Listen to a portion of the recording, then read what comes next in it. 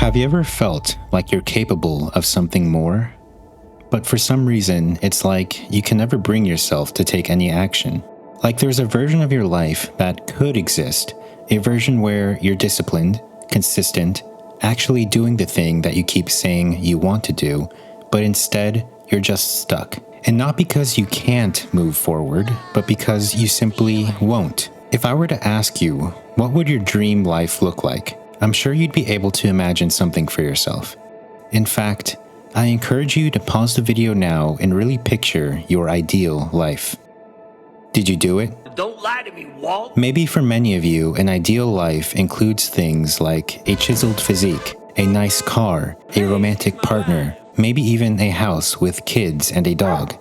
Now let me ask you a harder question. What is stopping you from living that life right now? Because you clearly have a vision. You can see exactly where you want to be, and yet you're not moving toward it. At least, not really. And look, I get it. You have reasonable excuses. You go to school or work for 8 hours, maybe more. You commute, you eat, you sleep, and by the time all of that is done, you're left drained. Your day is already decided for before it even begins. And when you finally get that sliver of free time, you're too exhausted to do anything other than watch Netflix or YouTube. And who could blame you for wanting to just decompress after a long day? Maybe you hop on Discord and talk to the boys, maybe play some video games. And somewhere in between matches, the conversation drifts. Someone brings up a business idea, someone else talks about their plan to start creating content, or learn a new skill, or finally get serious about their life goals. And for a moment, the energy feels right. You're all hyping each other up, talking about the future like it's right around the corner. You feel that spark of passion, like you can really make it happen and live out your dreams. But then the call ends, and you go to bed, and the next day you wake up, you go to work, you come home, you get on the computer and do the exact same thing. Day after day, night after night. And all those plans, all that passion and ambition, it just dissolves into the background of your routine. The spark never catches and builds into a fire, and those dreams fade away into the abyss. So what's really going on here? Why do we get stuck in this endless loop of aspiring for greatness and succumbing to complacency? What do you call someone that knows what they want, can picture exactly the life they want to live, has every reason to go for it, and yet does nothing about it? Are you just lazy? It's probably the most common label people reach for. Lazy gets thrown around so casually now that it barely even registers as a criticism anymore. It's become an identity, something people just accept about themselves without ever questioning it. But what if we actually stopped and took a look at where this laziness really comes from? Carl Jung wrote that without the leaping and twinkling of the soul, man would rot away in his greatest passion, idleness. Jung also once said that laziness is the greatest passion of mankind, even greater than power or sex. He saw it as the default state of the human psyche, the place we naturally drift toward when nothing is pulling us out of it. I'm sure this is something we have all felt before. The pull toward doing nothing seems like it's always tempting us from within. It's what makes tomorrow feel like a perfectly reasonable place to put all of our goals. Entropy is a concept in science that represents the natural tendency for energy to spread out and become less useful over time. When energy is concentrated, it can create structure, movement, and progress. But left alone, that energy disperses, and the systems drift towards states where nothing interesting really happens anymore. You can see this in something like a fallen tree in a forest. When the tree is alive, it holds energy in an organized, structured form. But after it falls, the structure slowly breaks down, and over time, what was once solid and functional becomes fragmented and decayed. In a similar way, the mind has its own version of this tendency. Without effort, we drift toward the path of least resistance, idleness, distraction, and comfort. M. Scott Peck, a psychiatrist and author of The Road Less Traveled, argued that the same principle operates inside us all. He described laziness as the psychological equivalent of entropy, the force within us that pulls everything towards stagnation. He called laziness the one and only original sin because it's the most universal. Unlike greed or a thirst for power, laziness is something that we can all feel. He wrote that, no matter how energetic or ambitious we may be, if we truly look into ourselves, we will find laziness lurking at some level. It is the force of entropy within us, holding us all back and constantly pushing us to choose the path of least resistance. And this force glooms over us so often that the path of growth may begin to feel foreign to us, like it belongs to someone else's life and not yours. So laziness is clearly something that we have all felt at some point in our lives, something deeply wired into our human nature. But what if your laziness isn't really laziness? What if there's something else that is keeping us from reaching our full potential? Because if you think about it, it's not like you're lazy about everything. You can go out to ride bikes with your friends and learn new tricks. You can spend hours researching something you're curious about. You can rage queue game after game to climb the ranked ladder in your favorite video game. You can pour energy into things that don't always challenge your sense of self. But the things you say you're lazy about, they're almost always the things that matter most. The goals that would actually change your life. The actions that would force you to grow, to be seen, to risk something real. What's really stopping you is not laziness, it's fear. Peck argued that fear and laziness aren't separate problems, they're intertwined. Laziness is often just the surface level behavior, but fear is what's operating underneath. We avoid the things that matter most not because we do not care about them, but precisely because we care so much about them that the possibility of failing becomes too heavy to face. So we retreat, and we call that retreat laziness because it's a much easier story to tell ourselves. You see, a lot of people live their lives in a state of waiting until they feel ready. Waiting until they're more confident, waiting until they have a clearer plan, a better solution, some kind of sign that it's finally the right time. And on the surface, these excuses may even sound reasonable. It sounds like you're practicing patience, but really be honest with yourself. Just how long have you been preparing? How many weeks, months, or years have gone by while you were supposedly figuring things out? Because at some point, waiting stops being preparation and becomes something else entirely. It becomes a way to avoid the things you say you want, without ever having to admit that's what you're doing. You avoid committing because commitment means being responsible for that outcome, and that outcome might not be what you had hoped for. So instead, you hover in this safe, in-between space where there's no risk, no pressure, and no failure. But what people often forget about this comforting sense of safety is that it also comes with no progress, no momentum, and no success. Everyone talks a lot about the fear of failure. We all know what that feels like. But there's another fear that lives right beside it, one that's harder to name and even harder to admit, and that is the fear of success.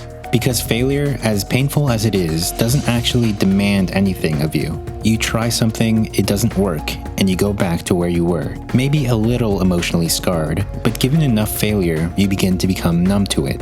But success is what really changes everything. It demands consistency. It demands that you show up again tomorrow and the day after that. It forces you to become someone new entirely, someone with higher standards, higher stakes, and even higher expectations. And that weight is a lot heavier than just trying and falling short. Abraham Maslow, the psychologist behind the hierarchy of needs, believed this so strongly that he came up with a term for it.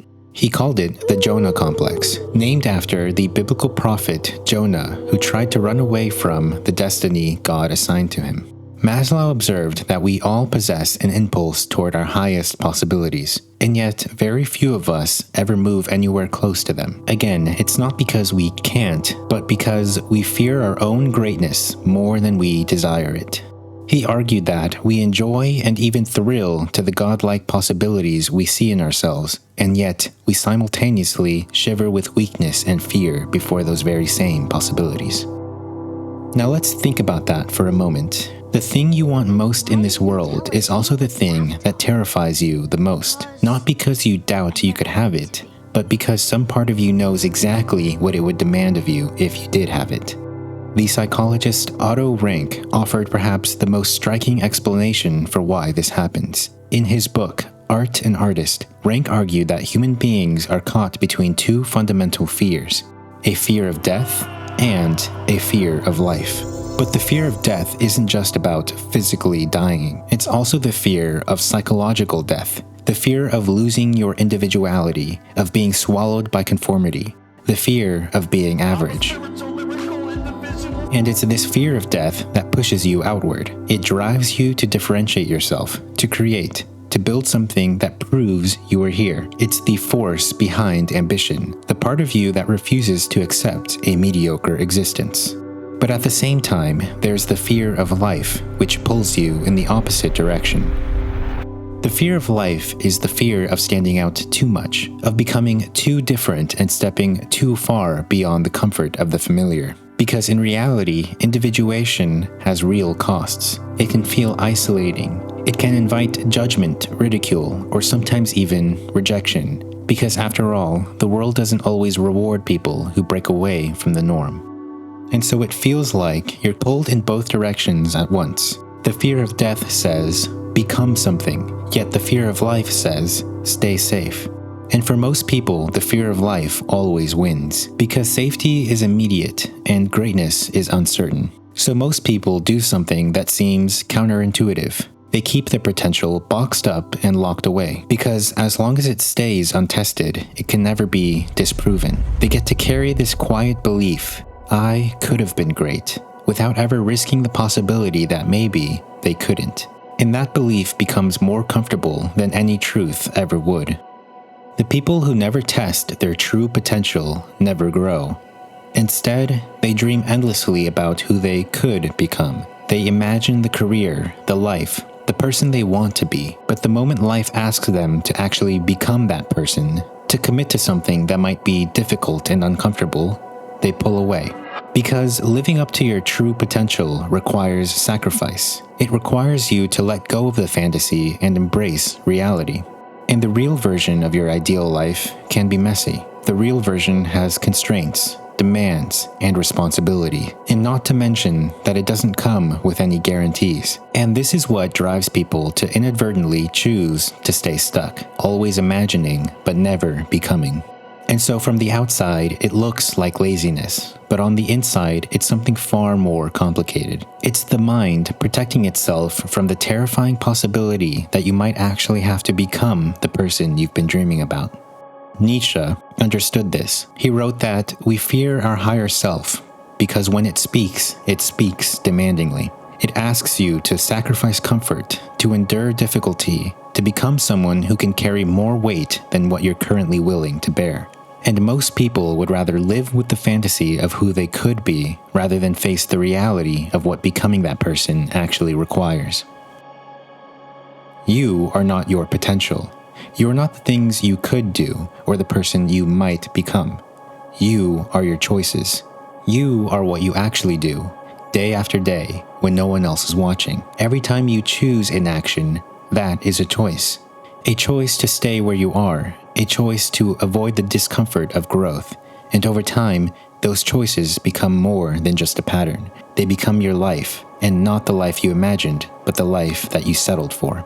And I know a lot of you watching have felt this, maybe with your career, or with a relationship, or with a goal that you've been circling around for longer than you'd like to admit. You know what you want. You can picture it clearly, but you keep choosing the familiar over the unknown. And you keep calling it laziness because that's easier than admitting that you're afraid. You want to hear me say it? You want to break me down? All right, I'm afraid. For the first time in my life, I'm afraid.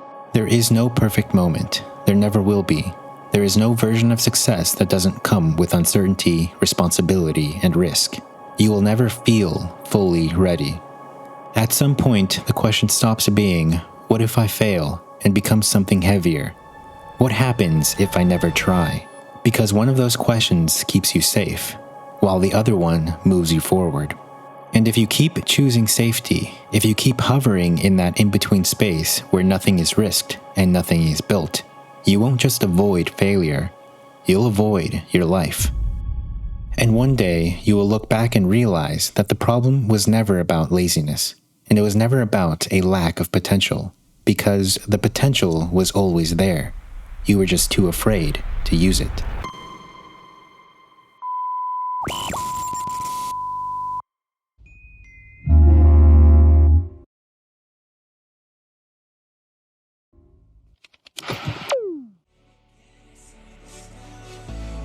You're not gonna Subscribe. and just leave.